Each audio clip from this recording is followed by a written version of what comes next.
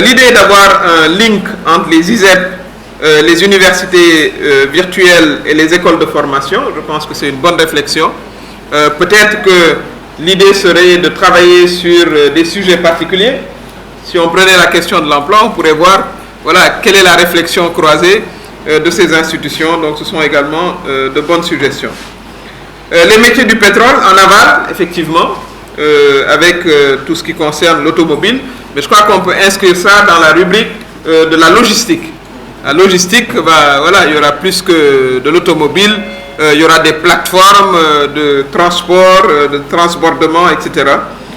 Donc je pense effectivement que l'aval est également un élément du contenu local.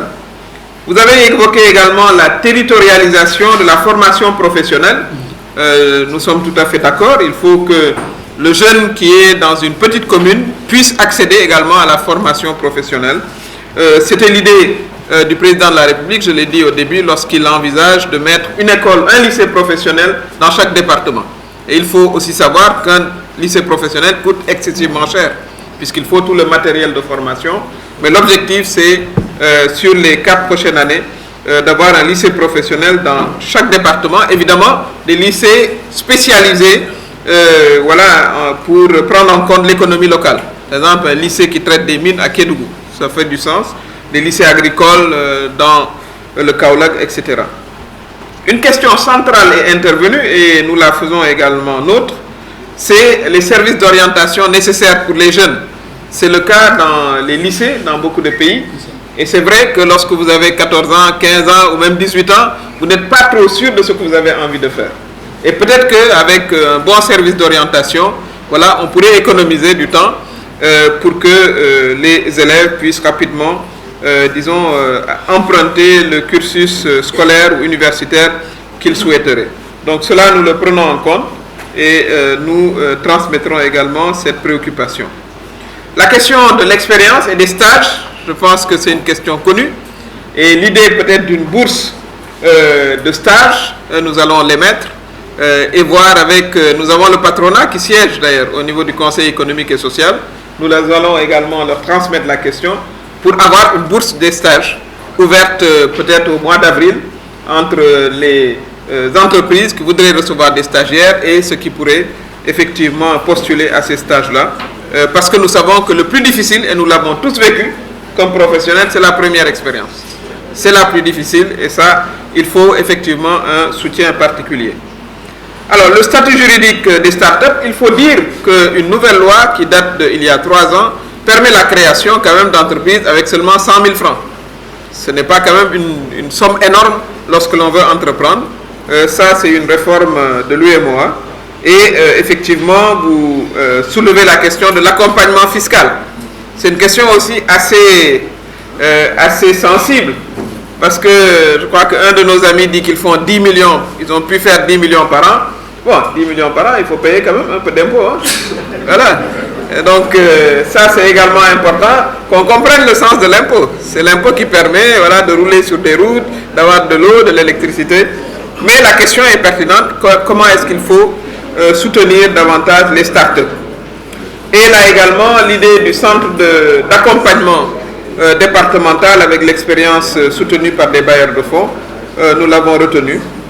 Nous avons également parlé de la nomenclature de certains métiers, notamment le sport. Bon, le sport, c'est vrai qu'on emploie beaucoup de monde. Il y a beaucoup de spectateurs du sport, de milliards. Mais il n'y a pas forcément beaucoup d'emplois dans le sport. Hein.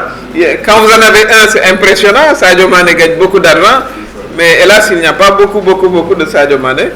Mais il y a également tout ce qui est dérivé du sport. C'est une industrie, effectivement.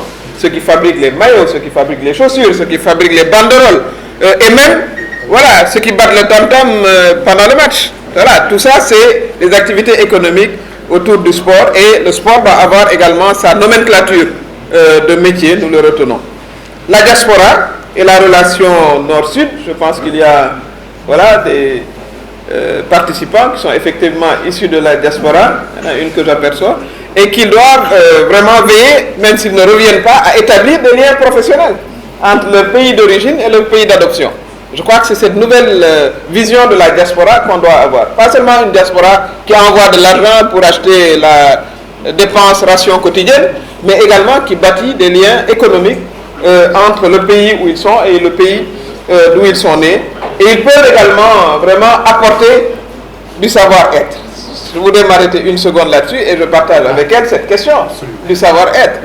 C'est une chose d'entreprendre, c'est une chose de vouloir travailler, mais c'est une autre chose d'avoir l'aptitude qu'il faut au travail, surtout dans le partenariat avec des compagnies étrangères. Et la première aptitude, c'est quand même la discipline. C'est venir à l'heure au travail, délivrer sur le travail dans les délais impartis, c'est connaître ses propres obligations. Malheureusement, souvent, on connaît mieux nos droits que nos obligations. Donc ça également, cette nouvelle culture du travail et au travail doit être impulsée par les jeunes que vous êtes pour pouvoir, si notre pays a vocation à accueillir des investisseurs, des sociétés étrangères, à avoir des liens de contractuels, de sous-contractualisation, notamment dans le contenu local, il faut que l'efficacité soit au rendez-vous. Et pour ça, ce n'est pas seulement du savoir-faire, et je suis tout à fait d'accord avec elle, mais également du savoir-être. Alors, il y a eu la question sur les ressources qui ne sont pas toujours là, nous l'avons dit. Nos amis qui travaillent dans le domaine de la fibre optique, cela prendra un tout petit peu de temps, mais je crois qu'avec l'orientation, une meilleure orientation de nos élèves, effectivement, on peut voir les secteurs porteurs et davantage encourager nos jeunes à aller dans ce secteur.